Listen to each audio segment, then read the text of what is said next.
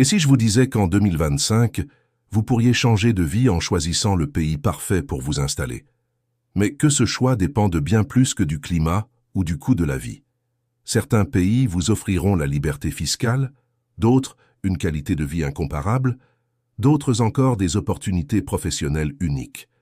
Mais comment savoir où poser ces valises? Depuis des siècles, les hommes et les femmes ont quitté leur terre natale à la recherche d'une vie meilleure. En 2025, l'expatriation n'est plus réservée aux aventuriers ou aux marins au long cours. Elle est devenue une stratégie de vie, parfois une nécessité, souvent un rêve. Mais choisir son pays d'accueil est une décision lourde de conséquences. Entre fiscalité, sécurité, santé, climat, opportunités professionnelles et accueil de la population, chaque détail compte. Dans cette vidéo, nous allons explorer les critères essentiels pour trouver le pays idéal où s'expatrier en 2025. Avant même d'ouvrir une carte du monde ou de lire les classements qui vantent les meilleures destinations pour expatrier, la première étape est intérieure. Choisir un pays pour s'expatrier ne commence pas par le pays lui-même, mais par une réflexion honnête sur vos propres priorités. Quels sont vos véritables besoins? Qu'attendez-vous de cette nouvelle vie? Pour certains, le rêve sera de vivre au soleil, proche de la mer, dans un pays au rythme plus doux, loin du stress des grandes métropoles. Pour d'autres, au contraire, l'essentiel sera de s'installer dans un centre économique dynamique, riche en opportunités professionnelles, où l'on peut construire une carrière internationale. Cette différence fondamentale change tout. Il faut aussi tenir compte de votre situation familiale.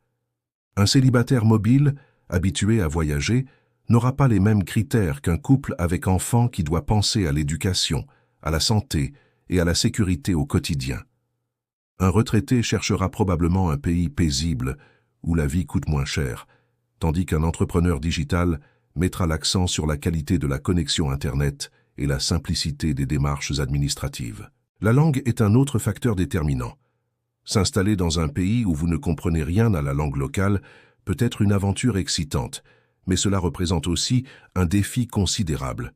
Au contraire, choisir une destination où l'anglais ou le français sont largement parlés peut faciliter l'intégration et réduire les frustrations.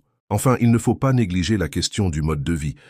Préférez-vous un environnement urbain moderne, avec toutes les commodités à portée de main, ou bien une région plus rurale, proche de la nature, mais peut-être plus isolée? Voulez-vous vivre dans une culture proche de la vôtre, ou au contraire, découvrir des traditions radicalement différentes? Définir clairement vos priorités, c'est tracer la carte de vos choix possibles.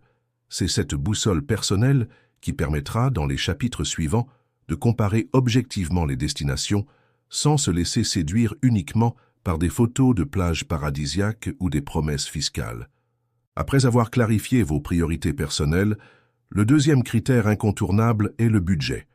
Car peu importe la beauté d'un pays ou la qualité de son climat, si la vie quotidienne y est hors de prix, l'expérience peut vite tourner court. En 2025, les écarts entre les pays restent considérables. Certains États séduisent par un coût de la vie largement inférieur à celui de la France ou de la Belgique. Le Mexique, par exemple, offre une alimentation abordable, des loyers raisonnables et une richesse culturelle qui attire de plus en plus d'expatriés. En Europe, la Pologne, la Hongrie ou encore la Lituanie permettent de vivre confortablement avec un budget réduit, tout en bénéficiant d'infrastructures solides. Le Portugal reste une destination de choix, particulièrement hors de Lisbonne et Porto, où les prix ont flambé ces dernières années. À l'opposé, d'autres pays misent sur la fiscalité avantageuse pour séduire. Le Panama propose des régimes très attractifs pour les retraités et les investisseurs, avec un système fiscal pensé pour accueillir les étrangers. Les Émirats arabes unis, et notamment Dubaï, sont connus pour l'absence totale d'impôts sur le revenu, ce qui attire à la fois entrepreneurs et salariés internationaux. Cependant, le coût de la vie sur place peut être élevé, et il faut donc trouver un équilibre entre avantages fiscaux et dépenses quotidiennes. Il est aussi essentiel de comprendre les systèmes d'imposition pour éviter les mauvaises surprises. Certains pays imposent seulement les revenus générés localement, tandis que d'autres taxent les revenus mondiaux. Pour un travailleur en ligne, cette différence est capitale. C'est pourquoi de nombreux expatriés se tournent vers des destinations comme la Croatie, Malte ou l'Estonie, qui offrent des visas spécifiques aux nomades numériques et des régimes fiscaux simplifiés.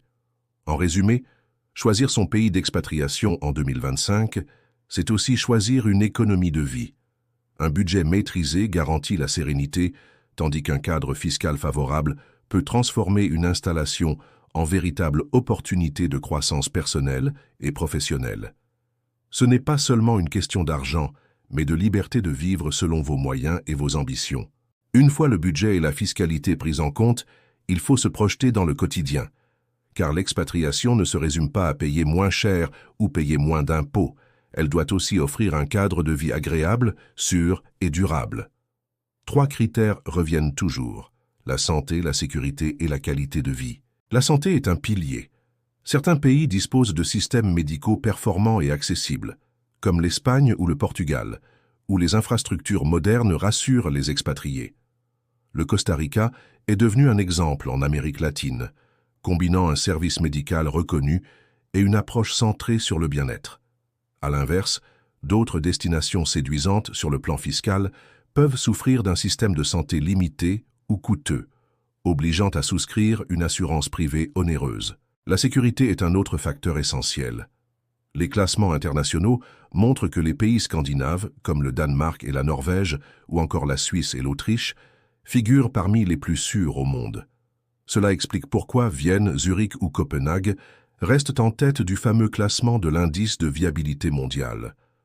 Pour les familles, vivre dans un environnement où l'on peut se déplacer sans crainte, où les enfants jouent dehors sans danger, est un critère décisif. Enfin, la qualité de vie englobe un ensemble de détails qui font toute la différence. Le climat, l'accès à la nature, la culture, la gastronomie, le rythme de vie. Vivre à Barcelone ou à Lisbonne, c'est profiter de la mer et du soleil presque toute l'année, mais aussi d'une vie sociale animée. Choisir le Canada, c'est bénéficier de grands espaces, de services publics performants, mais aussi d'un climat plus exigeant. Santé, sécurité, qualité de vie. Ces éléments, souvent moins spectaculaires que la fiscalité ou le coût de la vie, pèsent pourtant lourd dans la balance. Car au-delà des chiffres, c'est le bien-être au quotidien qui détermine si une expatriation devient une réussite ou un échec. Même si un pays semble idéal sur le papier, encore faut-il pouvoir s'y installer légalement. En 2025, de plus en plus d'États développent des dispositifs spécifiques pour attirer les travailleurs étrangers, les retraités ou les entrepreneurs. C'est pourquoi la question des visas et des conditions de séjour ne peut être négligée. Depuis quelques années, une tendance forte s'est imposée. Les visas pour nomades numériques.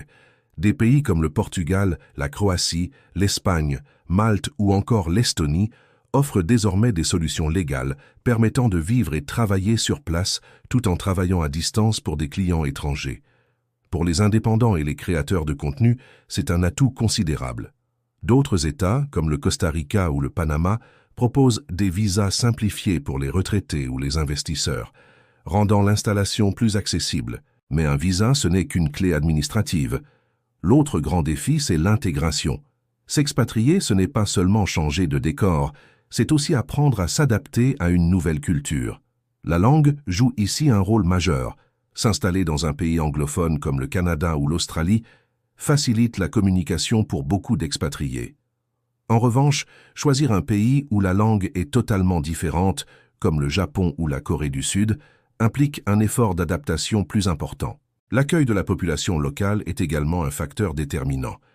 Certains pays, comme le Mexique ou les Philippines, sont réputés pour leur hospitalité et leur chaleur humaine, ce qui facilite l'intégration.